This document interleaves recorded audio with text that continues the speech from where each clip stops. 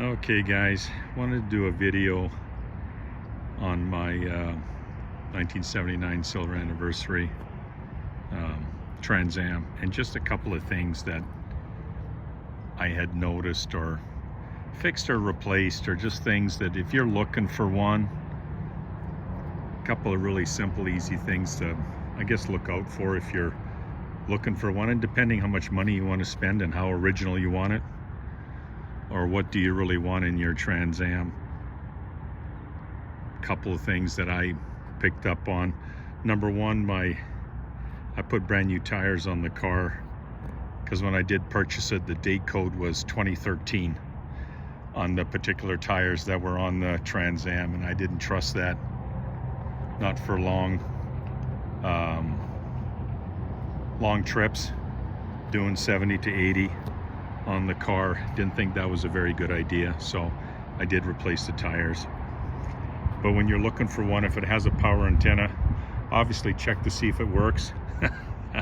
When you turn the tape deck on, AM, FM, 8-track player, you turn the power on, the power antenna should go up. You shut it off, it should go down. Same thing if it's up and you turn the car off, it should go down. Power antenna, so that's a challenge or an issue. Look for that. Does it work? Doesn't it work? Do all the gauges work?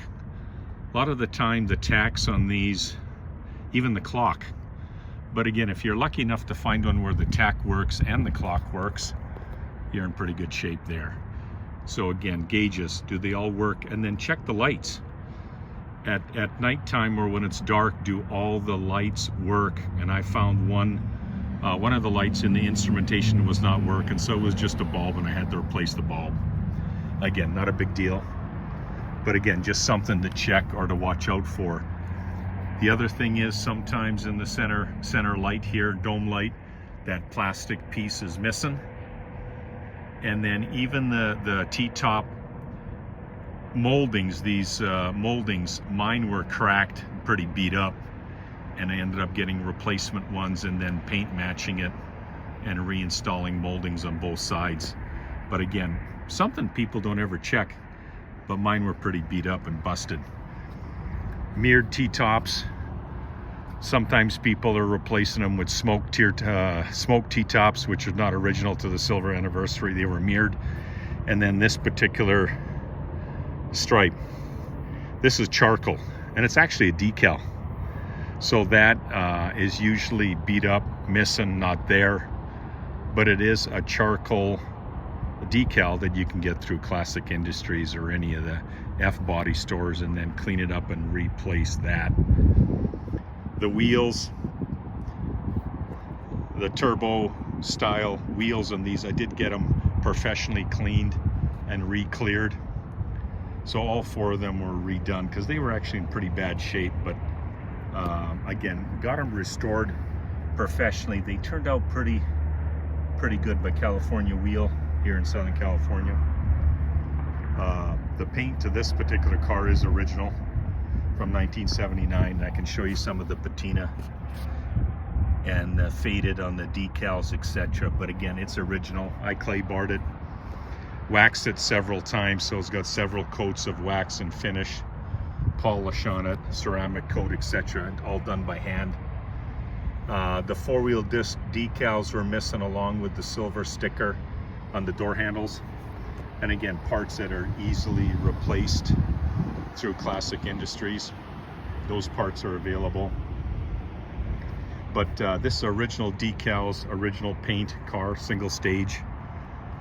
It's kind of beat up if you take a really close look at it. It's got scratches, but again, clay barred it and waxed it several times.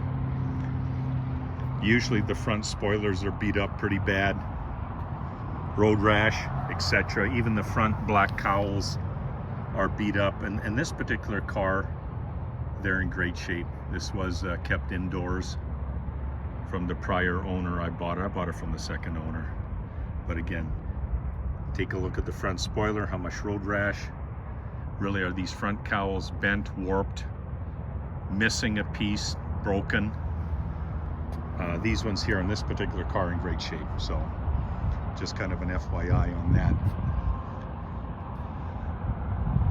The other thing that I was looking for when I was shopping for one was I wanted an automatic.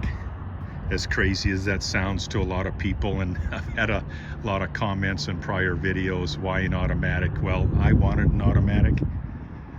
Found a lot of 4-speeds for sale when I was looking, but very few automatics. And this is when I was looking for a silver anniversary Trans Am. So I finally found an automatic, low mileage automatic.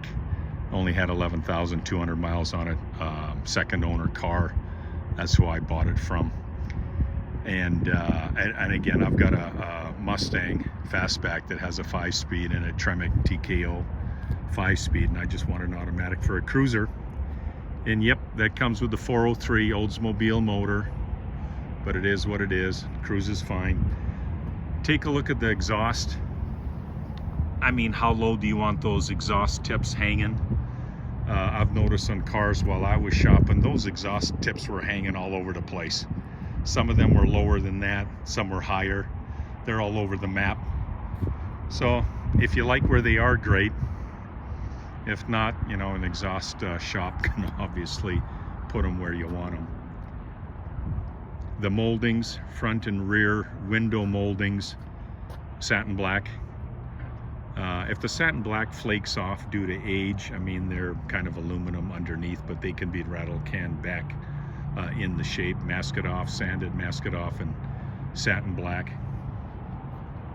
There's that charcoal stripe again on the T-top.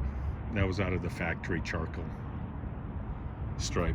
There's those refinished wheels. Hopefully the video shows them, but they turned out really, really nice. They're a little dirty. I got to clean in between the fins, but again, they were all cleaned up really nice and then re-clear coated for me.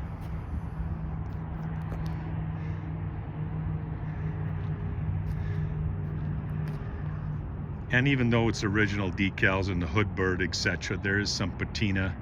But again, I did my best to wax it and polish it as best as I could to kind of hide some of the scratches as best as I could, because again, it is scratched up, but again, it is what it is for an original paint car, because this is original paint from 1979 single stage. But I don't know if that's going to show up, but you can tell the cracks. You can see some of the cracks and patina, and again, some of the blemishes. But it buffed out pretty nice. It popped pretty nice, and I like the way it turned out. I'm not going to repaint the car because it's original only once, and I can say it's original paint and original decals, and I'm gonna stick with that. That's my story, and I'm sticking to it.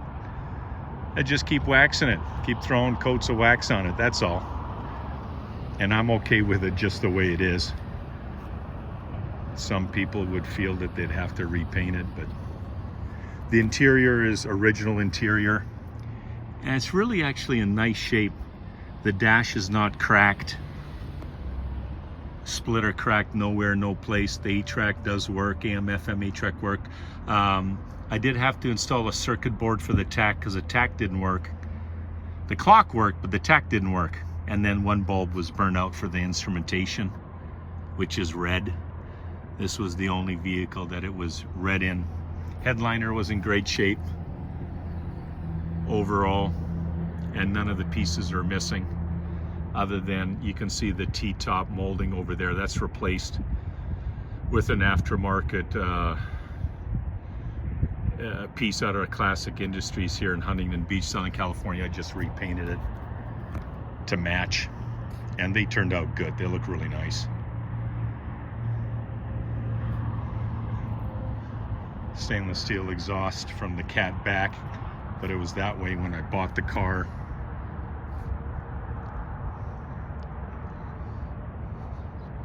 Nothing else is missing on it. I'll show under the hood. Under the hood is the 403. I did install a brand new carburetor. The accelerator pump went. Bear with me here 1 second.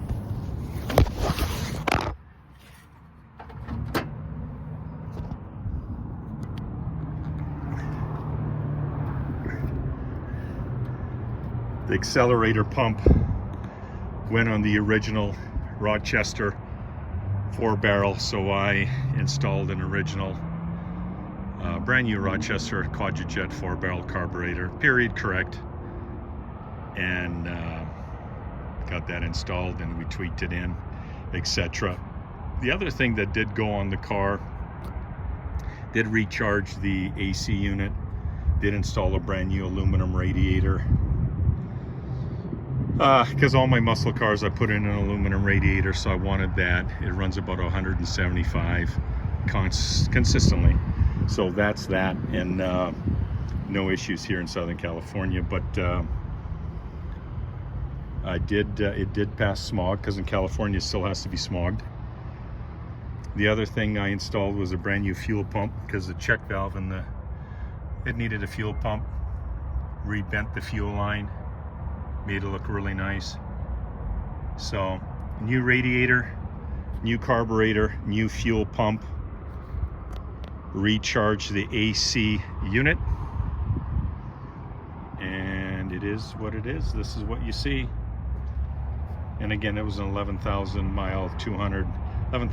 mile car when I bought it. I've got 12,000 miles on it now. I put on only 800 miles on it since I've purchased it. And it did win its first car show award about a month ago up in Yucaipa. So it took home an award. But again, a lot of times these cowls here in the front are broken, bent, warped, chipped, missing pieces. These are in perfect shape, as you can tell, which is pretty cool. Even the front kind of rubberized Enduro front end, it's in great shape, because these two are usually just not really all that nice. But you get lucky, you'll find ones that are in nice shape. This one here was in great shape, so I'm happy about that. And again, everything else is original to the car, nothing missing. And everything is here in place just like it was originally purchased when I had bought the car originally. So that's what you get there. And again, there's an overall look of the car.